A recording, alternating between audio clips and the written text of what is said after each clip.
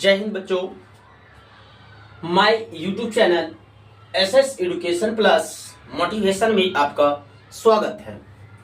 मेरे प्यारे बच्चों, आज का मोटिवेशन है, कहीं तुम्हारे हिस्से का पेपर टिश्यू पेपर ना बन जाए, इसलिए तुम्हें पढ़ना होगा। टिश्यू पेपर के मतलब होता है बच्चे बेकार पेपर, है ना, यूजलेस पेपर। तो मेरे प्यारे बच्चों, आपका पेपर टिश्यू पेपर न बन जाए, इसलिए आप लोगों को पढ़ना होगा, है ना। इसी में एक छोटा सा वाक्य और जोड़ दे तो बहुत सुंदर बन जाएगा। कहीं तुम्हारे हिस्से का पेपर टिश्यू पेपर न बन जाए, इसीलिए तुम्हें पढ़ना होगा। कहीं तुम्हारे हिस्से का आसमान कोई और न ढक ले, इसीलिए तुम्हें उड़ना होगा, है ना। तो मेरे प्यारे बच्चों, आज का मोटिवेशन को देखते हुए हम लोग चलेंगे अपने क्लास की ओर, है ना। आज प्यारे बच्चों, हम लोग 10th क्लास का मैथ देखेंगे। बिहार बोर्ड के लिए और यूपी बोर्ड के लिए तो बहुत ही मस्ट है, या फिर कोई सा भी बोर्ड हो हिंदी मीडियम वाले के लिए बहुत ही वेरी इंपॉर्टेंट चैप्टर है, जिससे कि बहुत सारे ऑब्जेक्टिव आते हैं। तो मेरे प्यारे बच्चों, आपका चैप्टर का नाम है वास्तविक संख्या। वास्तविक संख्या। मेरे प्यारे बच्चों, इस वास्तविक संख्या को समझने से पहले देखो बच्चे, मैं कोशिश करूंगा बहुत कम टाइम में आप लोगों को बहुत ज्यादा देने के लिए, क्योंकि आप लोगों के पास बहुत ज्यादा टाइम नहीं है, बहुत कम टाइम है। इसलिए समय को ध्यान में रखते हुए मैं हर चीज फास्ट में बताऊंगा। आप लोग को समझना होगा, है ना, समझ के आगे बढ़ना होगा। तो मेरे प्यारे बच्चों, सबसे पहले हम देखते हैं प्राकृत संख्या। कौन सी संख्या? प्राकृत संख्या। प्राकृत संख्या। प्राकृत संख्या को बच्चे हम लोग n से सूचित करते हैं, नेचुरल नंबर। तो प्यारे बच्चों, प्राकृत संख्या वैसी संख्या होती है जिनकी गिनती कहां से शुरू होकर, 1 से शुरू होकर अनंत की ओर जाती है। उसको क्या कहेंगे? प्राकृत संख्या कहेंगे, ठीक है। इसी में देखो बच्चे, सबसे छोटी प्राकृत संख्या क्या हो जाएगी? 1 हो जाएगी। सबसे छोटी क्या हो जाएगी? 1।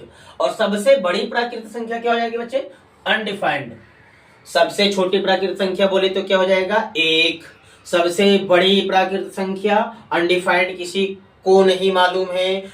अनडिफाइंड, फाइंड ही नहीं है, डिफिनेशन ही नहीं, कहां तक के जा रहा है? अनडिफाइंड तक की ओर जा रहा है ना, है ना। कहां तक? अनडिफाइंड, अपरिभाषित। इसी तरीका से बच्चों, आपका हो जाएगा प्राकृत संख्या। समझ में आ गया? पूर्ण संख्या। फास्ट में बात करेंगे हम लोग पूर्ण संख्या। पूर्ण संख्या। पूर्ण संख्या को बच्चों होल नंबर बोलते हैं, जिसको कि हम लोग W से सूचित करते हैं।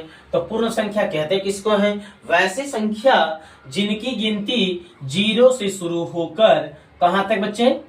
अनंत की ओर जाती है, उसको हम लोग कहेंगे पूर्ण संख्या। तो इसमें सबसे छोटी पूर्ण संख्या क्या हो जाएंगे? 0 हो जाएंगे। और सबसे बड़ी पूर्ण संख्या क्या हो जाएगी? डिफाइंड नहीं है, अनडिफाइंड, अपरिभाषित, है ना। चलिए, पूर्ण संख्या समझ में आ गया।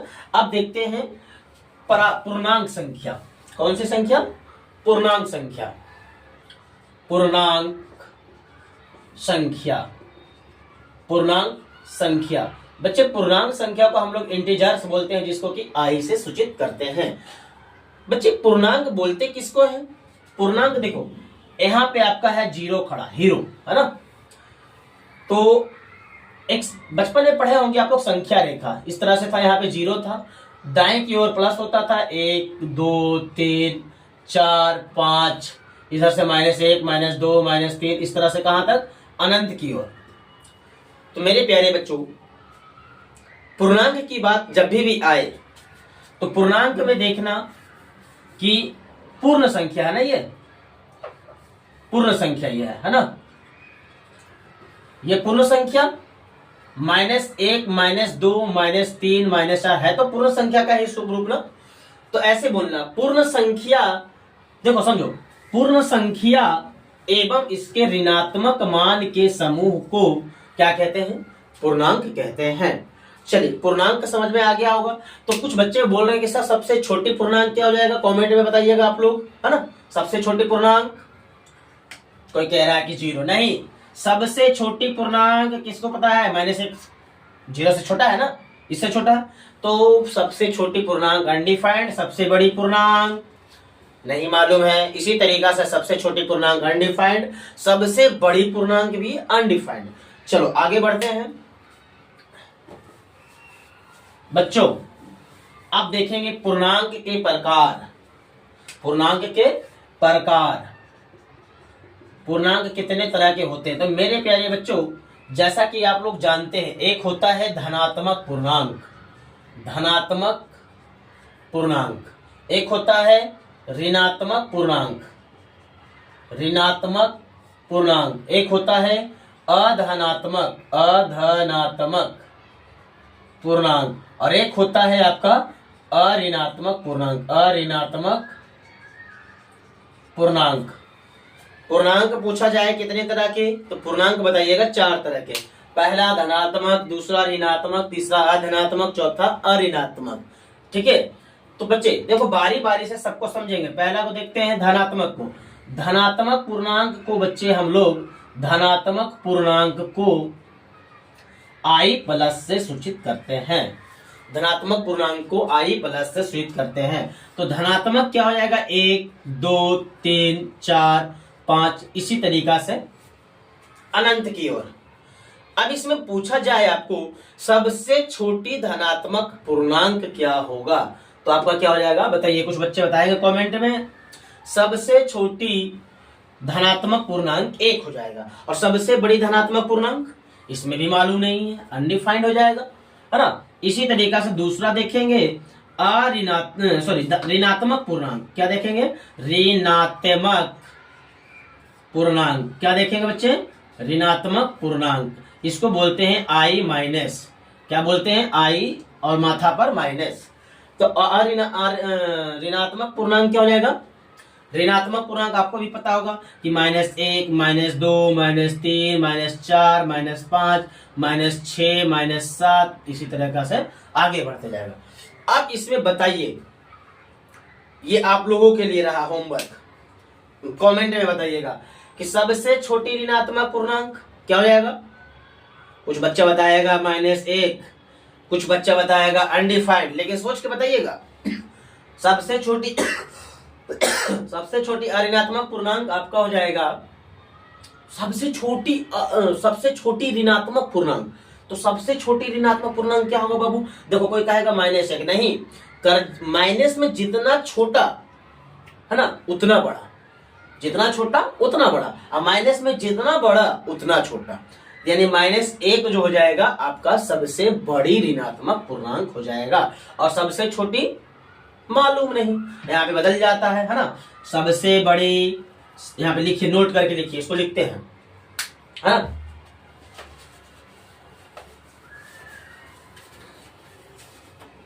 इसको नोट करके लिख लीजिएगा आप लोग, है ना, नोट करके। सबसे बड़ी ऋणात्मक पूर्णांक, सबसे बड़ी ऋणात्मक पूर्णांक क्या हो जाएगा? -1, है ना। सबसे बड़ी ऋणात्मक पूर्णांक -1। सबसे छोटी ऋणात्मक पूर्णांक अनडिफाइंड, किसी को मालूम नहीं है। चलो बच्चे, आप लोग पूर्णांक के 4 प्रकार देखे, जिसमें पहला धनात्मक समझ लिए, दूसरा ऋणात्मक समझ लिए। अब तीसरा क्या रह गया आपका?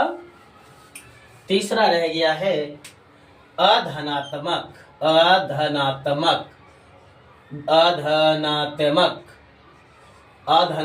पूर्णांक, अधनात्मक, है ना। अधनात्मक पूर्णांक को हम बोलते हैं अधनात्मक जो धनात्मक नहीं हो, अधनात्मक नाम में बता रहा है, अधनात्मक जो धनात्मक नहीं हो, है ना। अधनात्मक तो धनात्मक नहीं है तो क्या है? ऋणात्मक है। अधनात्मक जो धनात्मक नहीं हो तो i-, और इसको ऐसे, है ना, इसको ऐसे यूनियन में i- यूनियन 0, यूनियन में 0 हो जाएगा, है ना। इसको हम ऐसे सूचित करते हैं। तो अधनात्मक यानी जीरो भी शामिल हो, क्या हो, अधनात्मक, जो धनात्मक नहीं हो, तो नहीं होगा क्या, -1, -2, -3, -4, -5, इसी तरीका से कहां तक, अनंत की ओर तक। इसी तरीका से हो जाएगा बच्चे अऋणात्मक, अऋणात्मक पूर्णांक को क्या बोलेंगे बच्चे, आई प्लस के टोपी और यूनियन में जीरो, यूनियन में जीरो, है ना। तो इसी तरीका से इसका क्या हो जाएगा बच्चे, इसका समूह तो ये हो गया। इसी तरीका से क्या हो जाएगा इसका ऋणात्मक, जो ऋणात्मक नहीं हो, 0, 1, 2, 3, 4, 5, 6 डॉट डॉट डॉट डॉट कहां तक, अनडिफाइंड तक, है ना। इसी तरीका से प्यारे बच्चों इसमें पूछा जाए सबसे छोटी अधनात्मक पूर्णांक, तो क्या हो जाएगा, अधनात्मक में क्या हो जाएगा, अधनात्मक में सबसे छोटी क्या हो जाएगा, मालूम नहीं। सबसे छोटी अधनात्मक किसको मालूम है, किसी को नहीं मालूम है। और सबसे बड़ी में क्या हो जाएगा, ये हो जाएगा ना, तो इसको नोट करके लिखिएगा, सबसे चलो इसको मिटाते हैं, पहले इसको मिटाते हैं ना। नोट, ये सब ऑब्जेक्टिव में काम आएगा बाबू। इंट्रोडक्शन जो है आपका मैथ में ऑब्जेक्टिव में काम आएगा। देखो यदि आपका बिहार बोर्ड हो या कोई सा भी बोर्ड हो, यदि 50% ऑब्जेक्टिव पूछ रहा है, तो जिसमें आपका 20% जो होगा, 20% 20-30 का फासला होता है, 20% आपका सारे चैप्टर का इंट्रोडक्शन होंगे, है ना। सारे क्या होंगे, इंट्रोडक्शन होंगे, परिचय से 20 नंबर होंगे। जैसे फॉर्मूला पूछ ले, उसका बेसिक्स पूछ ले, इसलिए 20 नंबर पढ़ने के लिए हमको ये सब चीज को सीखना होगा। और क्या है, कुछ नहीं है। और 30% थोड़ा सा कैलकुलेशन वगैरह करना होता है। तो बच्चे इसलिए आपको 20% पकड़ने के लिए इंट्रोडक्शन पढ़ना होगा। कुछ नहीं है, इंट्रोडक्शन में फॉर्मूला वगैरह होता है और बेसिक्स चीज होते हैं, ठीक है।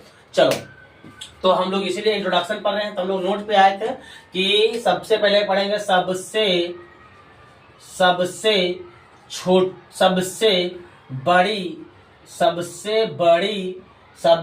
बड़ी अधनात्मक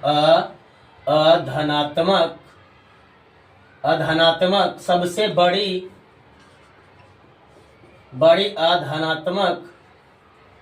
धनात्मक पूर्णांक, सबसे बड़ी अधनात्मक पूर्णांक क्या हो जाएगा, 0। और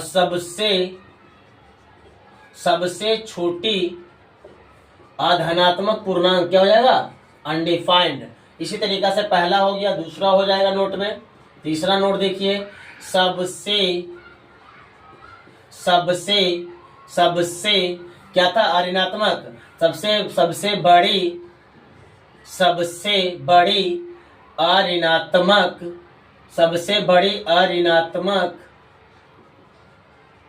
बड़ी अऋणात्मक क्या हो जाएगा।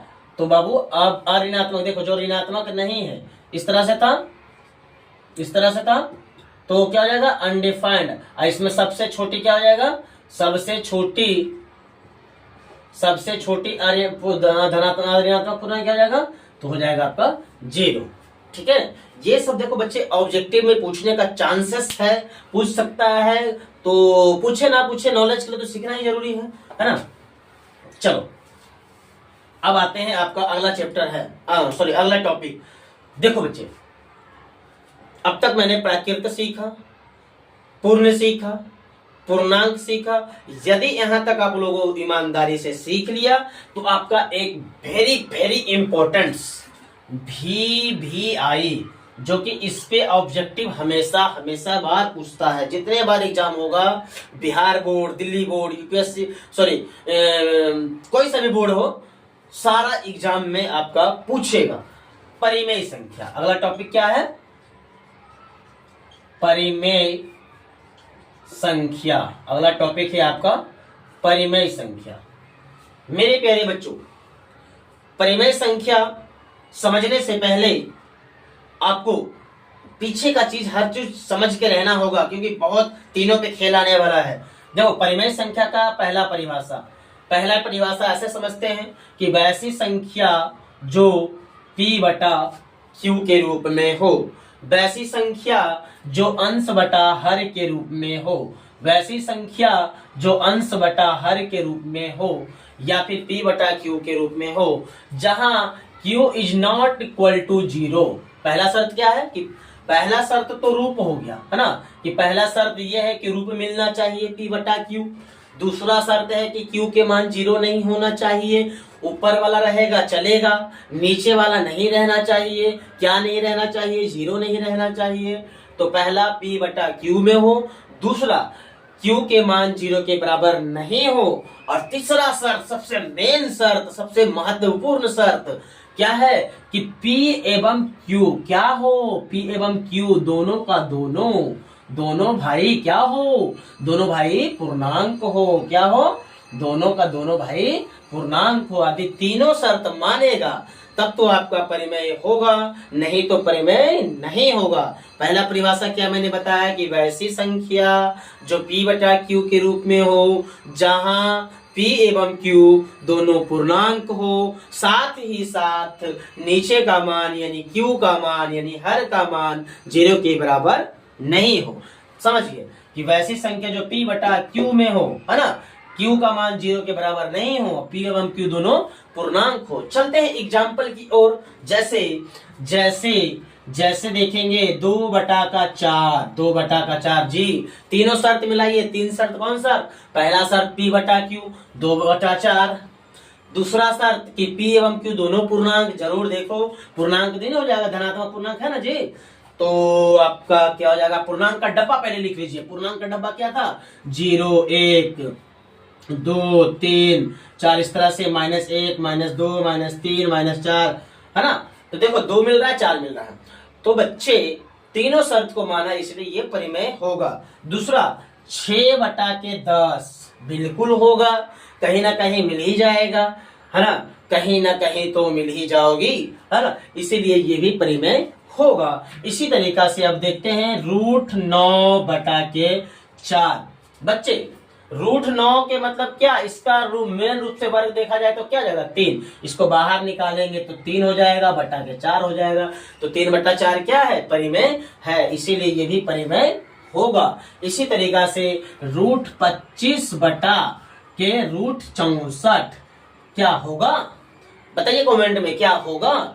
होगा, क्योंकि इसका हो जाएगा रियल छोटा रूप 5 बटा के 8, इसीलिए 5 बटा 8 क्या है? पूर्णांक है। क्यों पूर्णांक है? क्योंकि तीनों शर्त को मान रहा है। क्यों? क्योंकि 5 p बटा q, है ना, 5 बटा 8 p बटा q, और दोनों पूर्णांक, नीचे 0 नहीं। इसी तरीका से देखते हैं अगला एग्जाम्पल, और देखिए 2-4 एग्जाम्पल देखते हैं ना। चलिए देखिए, लिखते हैं आपका 0 बटा के 5 क्या परिमेय है? क्या परिमेय है? कहेंगे बच्चे कि सर हमें 3 शर्त मिल गया, तीनों शर्त मिल गया तो हमारा परिमेय होगा, नहीं तो परिमेय नहीं होगा, क्योंकि पहला शर्त मान रहा है p बटा q, इसलिए परिमेय होगा। बच्चे इस पे पूछेगा, ऑब्जेक्टिव जरूर पूछेगा, इसलिए बढ़िया से समझिए ना कि 0 बटा 5 परिमेय है। सॉरी, हाँ है। क्यों? क्योंकि सर p बटा q मिल रहा है, q का मान 0 नहीं होना चाहिए, ऊपर का तो रहेगा, चलेगा, कोई दिक्कत नहीं है, इसीलिए दोनों पूर्णांक है, इसलिए हमारा परिमेय संख्या होगा। इसी तरीका से कहेगा क्या 5 बटा 0 परिमेय होगा? कहेगा सर पहले रूप मिलाइए। कैसा रूप? किसका रूप? परिमेय का रूप, कि p बटा q में तो है, लेकिन p q दोनों पूर्णांक है, लेकिन क्या नीचे का मान क्या रहा? तीसरा शर्त मानने को तैयार नहीं है, इसीलिए ये परिमेय नहीं होगा, इसलिए ये परिमेय नहीं होगा। स्वाहा। आगे बढ़े, जरूर। इसी तरह से बहुत सारे एग्जाम्पल हो जाएंगे। चलिए, पहला परिभाषा तो देख लिए आप कि वैसी संख्या जो p बटा q के रूप में हो और p q क्या हो? पूर्णांक हो। p q क्या हो? पूर्णांक हो, और नीचे का मान 0 के बराबर नहीं हो, तो क्या हो जाएगा? परिमेय संख्या हो जाएगा। इसी तरीका से बच्चे अगला देखते हैं ना, परिभाषा दूसरा। पहला परिभाषा पे भी ऑब्जेक्टिव पूछता है, परिमेय ही टॉपिक बढ़िया है, परिमेय संख्या ही टॉपिक अच्छा है, परिमेय संख्या ही टॉपिक इतना अच्छा है, ऑब्जेक्टिव भी पूछता है और इस पे सब्जेक्टिव भी आ जाता है कई बार, तो है ना, तो बच्चे ऑब्जेक्टिव तो आता ही आता है। चलो, तो परिमेय संख्या का पहला परिभाषा देख ले, परिभाषा दूसरा देखते हैं। तो मेरे बच्चों, परिभाषा दूसरा समझने से पहले आप लोगों को छोटा सा रिक्वेस्ट है, परिभाषा दूसरा समझने से पहले एक छोटा सा टॉपिक है जिस टॉपिक का नाम है परिमेय संख्या का दूसरा परिभाषा समझने से पहले एक टॉपिक समझना होगा जिस टॉपिक का नाम है आपका दशमलव। क्या नाम है? दशमलव। दशमलव, इसका संकेत ये है बच्चे, है ना, ये दशमलव का संकेत हो गया। बच्चे देखो दशमलव दो प्रकार के होते हैं, एक शांत दशमलव होते हैं, शांत दशमलव, शांत दशमलव, और दूसरा जो होता है बच्चे आपका अशांत दशमलव होता है, अशांत दशमलव। दशमलव देखो बच्चे, दशमलव, शांत दशमलव क्या होता है? जो शांत हो जाए, दशमलव के बाद क्या हो जाए? शांत हो जाए, खत्म हो जाए। जैसे देखो 2.54 खत्म हो गया, इसी तरीका से 3.5 खत्म हो गया, 4.5 खत्म हो गया, इसी तरीका से 6.5, 7.585 etc कुछ भी हो सकते हैं बच्चे। जो दशमलव के बाद खत्म हो जाए, क्या हो जाए? खत्म हो जाए, वो क्या हो जाएगा? शांत दशमलव। दशमलव यानी फैलावट नहीं हो, उसको क्या कहेंगे? शांत दशमलव। अब देखो बच्चे, शांत दशमलव आप लोग को समझ में आ गया। अब देखते हैं अशांत दशमलव। क्या देखते हैं? अशांत दशमलव। तो बच्चे अशांत दशमलव को भी तोड़ते हैं तो दो भाग में तोड़ते हैं। कितने भाग में? दो भाग में तोड़ते हैं। एक अशांत, अशांत आवर्ती, आवर्ती, एक तोड़ते हैं अशांत आवर्ती, और एक अशांत, अशांत अनावर्ती, है ना, अशांत अनावर्ती। आवर्ती का अर्थ होता है दोहराना। देखो पहले समझने से पहले, आवर्ती का अर्थ होता है चीजों को दोहराना, अनावर्ती के अर्थ होता है जो चीज ना दोहराए, है ना। जैसे दोहराने का मतलब क्या दोहराएगा? जो भी चीज होगा वही दोहराएगा। तो अधिस दशमलव के बाद एक ही चीज दोहराते रहे तो वो हो जाएगा आपका अशांत आवर्ती। अधि दशमलव के बाद कभी कुछ कभी कुछ कभी कुछ, तो वो हो जाएगा आपका अशांत अनावर्ती। ऐसे नहीं समझ में आएगा, फॉर एग्जाम्पल देते हुए चलते हैं। मेरे प्यारे बच्चों, मेरे प्यारे साथियों, माय डियर फ्रेंड्स, देखिए इधर आपका जैसे 2.141414, पता नहीं कब तक आएगा। यानी 1 4 क्या हो रहा है? रिपीट हो रहा है। इसी तरीका से 4.555555, कहां तक मालूम ही नहीं है, कहां तक आते जा रहा है, आ रहा है, आ रहा है। यानी इसी तरीका से फिर देखेंगे 4.2222 डॉट डॉट डॉट डॉट, है ना, 4.323232, इसी तरीका से बार बार आते रहे। यानी दशमलव के बाद बच्चे, दशमलव के बाद क्या हो? बार बार रिपीट होते रहे, उसको हम लोग कहेंगे अशांत आवर्ती कहेंगे। और अशांत आवर्ती, अनावर्ती देखते हैं। आवर्ती में कोई दिक्कत नहीं है, इसी तरीका से और भी हो सकता है, इत्यादि हो सकता है, बहुत सारी चीज हो सकते हैं। यही थोड़ी ना एग्जाम्पल है, और भी तो एग्जाम्पल हो सकते हैं। अशांत अनावर्ती, अशांत अनावर्ती, अशांत अनावर्ती 3.121356768 कब तक? अनंत की ओर तक। मुझे नहीं मालूम है कहां तक, कब तक जा रहा है, तो जा रहा है। इसी तरीका से 4.57654321, पता नहीं कब तक अनाप शनाप आए जा रहा है ना। इसी तरीका से 6.532134 कब तक? अनंत की ओर तक। क्या आ रहा है कोई पता नहीं है। तो मेरे प्यारे बच्चों, आप लोगों को मैंने दशमलव प्रसार बताया, जिसमें शांत दशमलव के बारे में बताया, जो दशमलव के बाद चीज खत्म हो जाता है, यानी 2.5, ये वाला चिन्ह नहीं लगता है ना, बढ़ने का संकेत नहीं लगता है, वो आपका क्या हो जाता है? शांत दशमलव। मैंने बताया आप लोगों को अशांत दशमलव जो दो तरह के हैं, एक अशांत आवर्ती है और एक अशांत अनावर्ती है। आवर्ती का अर्थ मैंने बताया दोहराना। क्या दोहराना? दशमलव के बाद यदि चीज दोहराते रहता है तो उसको क्या कहते हैं? अशांत आवर्ती कहते हैं। इसी तरीका से अशांत अनावर्ती, अशांत अनावर्ती जो दशमलव के बाद चीज अनाप शनाप आते रहता है, कुछ भी आते रहता है, उसको क्या कहेंगे? अशांत अनावर्ती। तो हमें उम्मीद है कि आप दशमलव प्रसार समझ गए होंगे। यदि दशमलव प्रसार समझ गए तो परिमेय संख्या की सारे परिभाषा समझने में आप सक्षम हैं। और देखेंगे आगे। चलिए,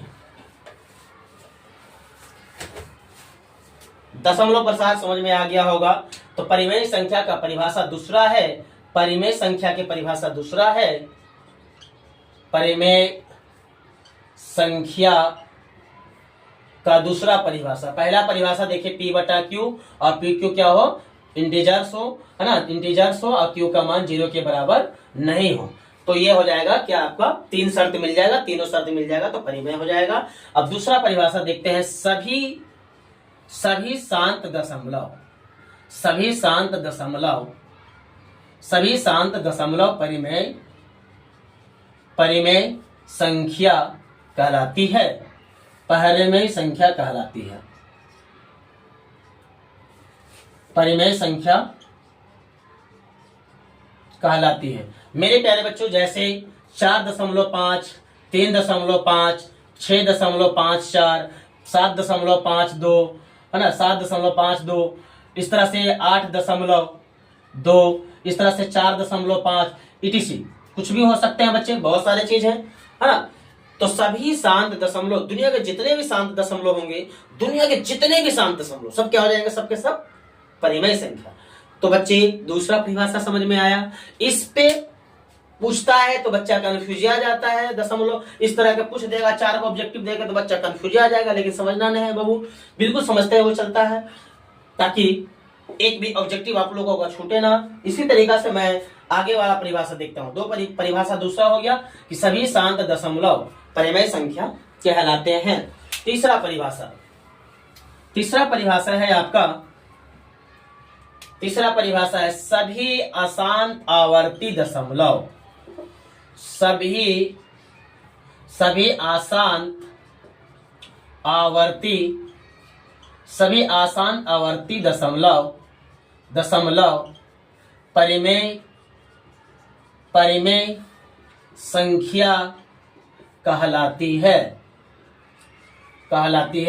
सभी आसान आवर्ती दशमलव, सभी आसान आवर्ती दशमलव क्या कहलाती है, परिमेय संख्या कहलाती है। देखो बच्चे, मैंने बताया आवर्ती का अर्थ क्या होता है, चीजें को दोहराना। कब दोहराना, दशमलव के बाद चीजें को दोहराना।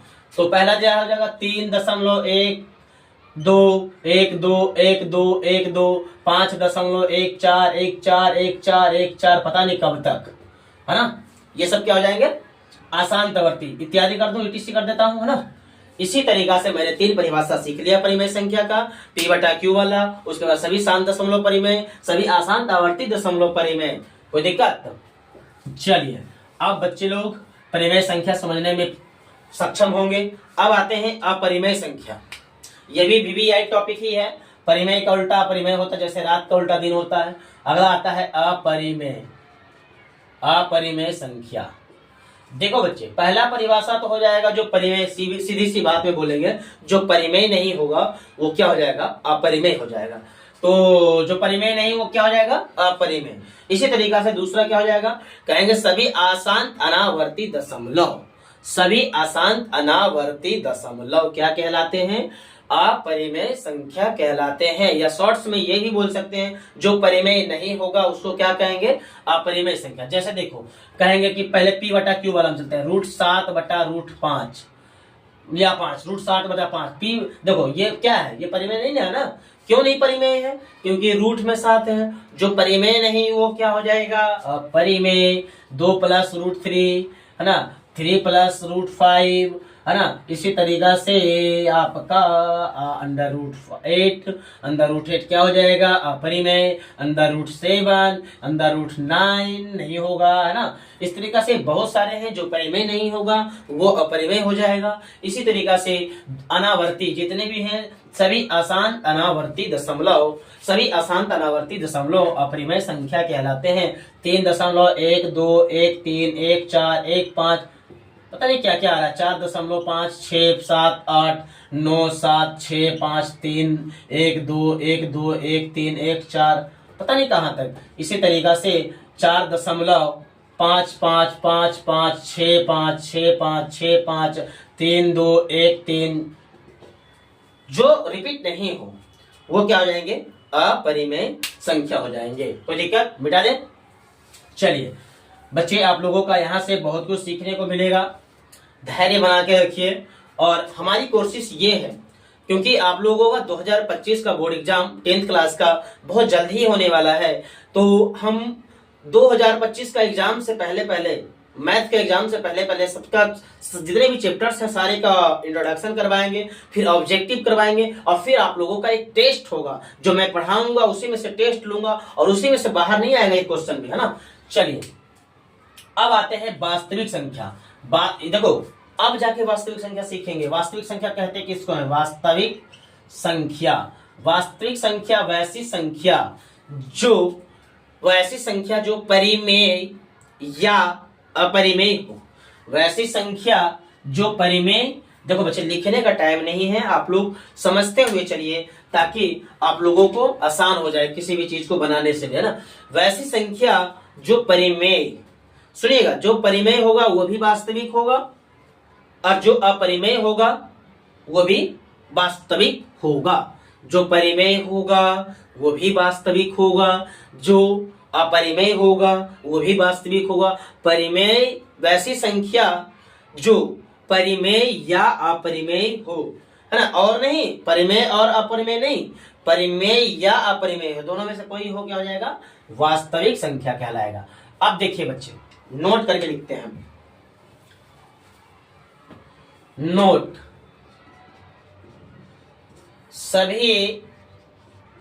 सभी प्राकृत पूर्ण पूर्णांक क्या कहलाते हैं, सभी प्राकृत पूर्ण पूर्णांक परिमेय संख्या कहलाते हैं। क्या कहलाते हैं, सभी प्राकृत पूर्ण पूर्णांक सरांत दशमलव आशांत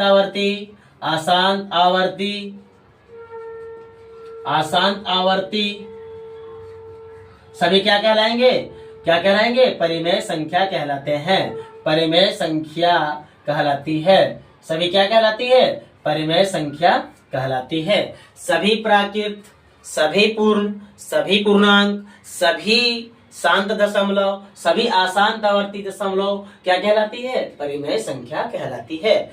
और देखते हैं इसी तरीका से जो बच जाएगा, जो परिमेय नहीं होगा वो क्या हो जाएगा, अपरिमेय हो जाएगा। इस तरीका से आगे बढ़ते हैं, मिटाते हैं। वास्तविक संख्या आप लोगों को समझ में आ गया होगा क्या, कि जो वैसी संख्या जो परिमेय या अपरिमेय हो उसको क्या कहते हैं, वास्तविक संख्या कहते हैं। एक देखिए नोट, ये VVI है, बहुत बार पूछ चुका है एग्जाम में, है ना। जिसको बोलते हैं हम पाई, क्या बोलते हैं बच्चे, पाई। इसका लगभग मान है 3.1412 डॉट डॉट डॉट, और इसका लगभग मान क्या है, 22/7। तो बच्चे, कुछ बच्चे से पूछूंगा मैं कि पाई कैसी संख्या है, तो कुछ बच्चे, उनकी भी गलती नहीं है, कुछ बच्चे इसके आधार पे बोल देंगे परिमेय, क्योंकि कहेंगे कि सर इसका मान तो 22/7 है। कुछ बच्चे कहेंगे इसके हिसाब से कि सर अपरिमेय, क्योंकि इसका मान क्या है, अशांत अनावर्ती दशमलव है। लेकिन जो बच्चे ये बोलते हैं वो गलत है, और ये जो बोलते हैं बिल्कुल करेक्ट है। क्या है, बिल्कुल करेक्ट है। तो मेरे प्यारे बच्चों, आप लोगों से कभी भी बोर्ड एग्जाम में या कहीं भी कभी भी पूछा जाए कि पाई कैसी संख्या है, तो पाई एक अपरिमेय संख्या है, क्योंकि इसका अपना मान क्या है, अशांत अनावर्ती दशमलव है। बहुत सारे बच्चों को ये पता नहीं होता है कि पाई एक अपरिमेय संख्या है, लेकिन क्यों है ये नहीं पता होता। लेकिन आप लोगों को पता चल गया कि पाई एक कैसी संख्या है, एक अपरिमेय संख्या है। क्यों अपरिमेय संख्या है, क्योंकि इसका मान, अपना मान जो है क्या है, 3.1412 एक अशांत अनावर्ती दशमलव प्रसार है, इसीलिए पाई एक अपरिमेय संख्या है। और लगभग मान कितना है, 22/7। कोई दिक्कत, आगे बढ़े। पाई के बारे में सीख लिए। इसी तरीका से अब देखते हैं हम लोग सम संख्या। क्या देखते हैं, सम संख्या। सम संख्या जो होता है बच्चे क्या होता है, शॉर्ट में लिखेंगे, बचपन में तो आप लोग पढ़े होंगे, 2 गुने पूर्णांक होता है सम संख्या, 2 गुने पूर्णांक। या फिर इसी को हम ऐसे भी लिख सकते हैं 2m या 2n, जहां m या n जो है कोई पूर्णांक हो, क्या हो, कोई पूर्णांक हो, क्या हो, कोई पूर्णांक हो। मेरे प्यारे बच्चों, सम संख्या वैसी संख्या जो 2 से, बचपन में पढ़े होंगे कि वैसी संख्या जो 2 से पूरा पूरा विभाजित हो जाता है उसको हम सम संख्या कहते हैं। लेकिन बच्चे स्टैंडर्ड तक को पढ़ाओ, आपका लेवल बड़ा हो रहा है, 10th क्लास में हो, तो वैसे बोलिए शॉर्ट में, आपको पूछेगा एग्जाम में, है ना, कि सम संख्या का रूप कैसा होता है, तो बताइएगा। अभी हिंदी में लिखा रहा है तो 2 गुने पूर्णांक, है ना, या 2m या 2n, जहां mn क्या है, कोई पूर्णांक है। इसी तरीका से आ जाते हैं सम संख्या। समझ में आ गया, कोई दिक्कत? वैसी संख्या जिसको हम इस रूप में 2 गुने पूर्णांक के रूप में या 2m या 2n के जैसा हम लिख सकते हैं, उसको क्या कहेंगे, सम संख्या। इसी तरीका से अगला संख्या है आपका, जो भी इंट्रोडक्शन है मैं कोशिश करूंगा एक क्लास में सारे इंट्रोडक्शन खत्म कर देने के लिए, और एक क्लास में जो भी बचेगा ऑब्जेक्टिव अपने तरफ से बनाऊंगा, कोशिश करूंगा अपने अच्छा ऑब्जेक्टिव बना के फिर करवाऊंगा। फिर तीसरा जो होगा टेस्ट लूंगा, टेस्ट आप लोगों से टेस्ट, और उस टेस्ट में जो ज्यादा नंबर आया वो विनर बनेगा, विनर, है ना। इसी तरीका से तीसरा संख्या है अगला विषम संख्या। सम संख्या, विषम संख्या। विषम संख्या का रूप क्या होता है, जो 2 गुने पूर्णांक, जो 2m प्लस माइनस 1 या 2n प्लस माइनस 1, जहां m या n क्या है, कोई पूर्णांक है, क्या है, कोई पूर्णांक है, क्या है बच्चे, कोई पूर्णांक है। इसका मतलब, कहने का मतलब है बाबू कि 2 गुने, मान लो कोई क्या है पूर्णांक, 2 गुने 2, इसमें या तो 1 जोड़ दो, ठीक है, तो जोड़, देखो इसको हल करते हैं, 2 दूनी 4 1 5, तो क्या हो गया, बचपन में पढ़े होंगे वैसी संख्या जो 2 से पूरा पूरा विभाजित नहीं होता है, तो नहीं होगा पूरा पूरा विभाजित, लेकिन स्टैंडर्ड में बढ़ गया आपका 2 गुने पूर्णांक प्लस माइनस 1, 2 गुने पूर्णांक प्लस माइनस 1 इसका रूप हो जाएगा ना। वैसी संख्या जो 2 गुने पूर्णांक या फिर 2 गुने 2, इसमें या तो 1 घटा दो तो 3 बच जाएगा, ये सभी क्या है, विषम संख्या है। इसी तरीका से इसका क्या हो जाएगा, विषम संख्या का रूप हो जाएगा आपका विषम संख्या। विषम संख्या का रूप हो जाएगा 2 गुने पूर्णांक प्लस माइनस 1, 2 गुने पूर्णांक प्लस माइनस 1, हिंदी में बोलेंगे तो, है ना, 2 गुने पूर्णांक प्लस माइनस 1। इस तरीके से बच्चे देखो, जितना शॉर्ट में हम भगा रहे हैं और कम टाइम में हर चीज को बताते हुए जा रहे हैं, ताकि सारे बच्चों को समझ में आ जाए और अधिक से अधिक मार्क्स लाने में हेल्पफुल हो, सहायक हो, है ना। चलिए, सम संख्या हो गया, विषम संख्या हो गया, कोई दिक्कत? अगला टॉपिक अभाज्य संख्या। अभाज्य संख्या, इसी का दूसरा नाम है ऋण संख्या। इसका नाम है ऋण संख्या।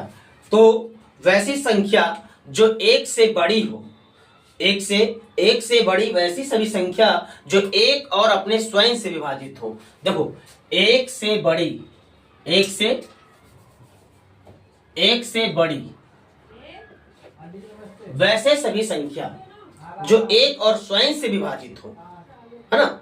1 से बड़ी, बच्चे अभाज्य संख्या ध्यान रखना, 1 से बड़ी वैसी सभी संख्या जो खुद से और 1 से विभाजित हो, उसको क्या कहेंगे, अभाज्य संख्या कहेंगे। 1 से बड़ी क्या हो जाएगा, 2, तो इसीलिए सबसे छोटी अभाज्य संख्या, सबसे छोटी अभाज्य संख्या, ये बहुत बार पूछा है बोर्ड एग्जाम में, है ना, तो इसको हम नोट करके लिखेंगे। नोट, पहले परिभाषा समझ में आ गया, अभाज्य संख्या या ऋण संख्या क्या, कि 1 से बड़ी वे सभी संख्याएं जो 1 और स्वयं से विभाजित हो, उसको हम क्या कहेंगे, अभाज्य संख्या या ऋण संख्या कहेंगे। इसी तरीका से बच्चों ऋण संख्या सबसे नोट करके लिखते हैं, नोट, सबसे छोटी अभाज्य संख्या क्या हो जाएगा, 2, क्योंकि सबसे छोटी क्या है, 1 से बड़ी होना चाहिए ना। देखो, 1 से और 2 से, खुद से, तो सबसे छोटी अभाज्य संख्या 2, सबसे छोटी अभाज्य संख्या 2, है ना। चलो, यहाँ तक कोई दिक्कत? अब अगला टॉपिक आते हैं, अगला टॉपिक है आपका कुछ फॉर्मूले हैं, सूत्र लिख रहे हैं। देखो इसका पहला सूत्र तो देखो ये पहला दे आप समझ गए तो सारे सूत्र समझ जाओगे। पहला होता है, मान लेते हैं पहली संख्या गुने दूसरी संख्या बराबर होता है लसा गुने मसा। पहली संख्या को हम ए से सूचित कर सकते हैं मानने के लिए, इसको बी कर सकते हैं, इसको तो जानते ही एलसीएम बोलते हैं और इसको एचसीएफ बोलते हैं, है ना।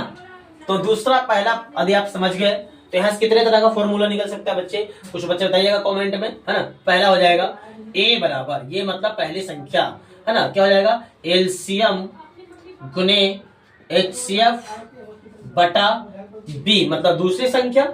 दूसरा क्या निकल जाएगा आपका बी बराबर एलसीएम गुने एचसीएफ बटा ए, मतलब पहली संख्या। इसी तरीका से तीसरा क्या निकल जाएगा बच्चे, तीसरा निकल जाएगा आपका एलसीएम बराबर क्या हो जाएगा बच्चे ए गुने बी बटा एचसीएफ। ए मतलब क्या पहली संख्या, बी मतलब क्या दूसरी संख्या। इसी तरीका से आपका एचसीएफ बराबर क्या हो जाएगा बच्चे ए गुने बी बटा एलसीएम